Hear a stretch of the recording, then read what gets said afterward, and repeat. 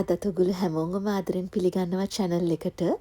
අද මිනි vlog එකක් අරගෙන ඉන්නේ ස්නායු විවිධත්වය ගැන.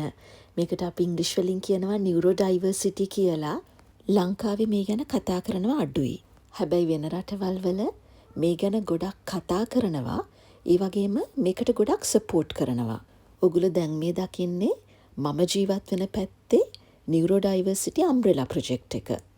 මෙතන වෙනස් පාටවල කුඩ තියෙනවනේ. ඒ වගේ තමයි මිනිස් අපේ මොලේ ක්‍රියා කරන විදිහත් එකිනෙකාට වෙනස්. එහෙම වෙනස් වුණා කියලා ඒක කිසිසේත්ම රෝගී තත්වයක් වෙන්නේ නැහැ. මොලේ වෙනස් විදිහට ක්‍රියා කරන ඔටිසම්, ADHD, ඩිස්ලෙක්සියා වගේ තත්වයන් තියෙනවා. ඒ අය ලෝකයේ දකින්නේ ඒගොල්ලන්ටම ආවේනික ලස්සන විදිහකට. ඒ අය කැමති සමාජයේ කොටසක් විදිහට ඒ අයව පිළිගන්නවා කියලා දැනෙනකොට. ඉතින් අපි ඒක ඒ අයට දැනෙන විදිහට වැඩ කරමු. එතකොට මේ ලෝකය තවත් ලස්සන වෙයි. Let's keep supporting neurodiversity.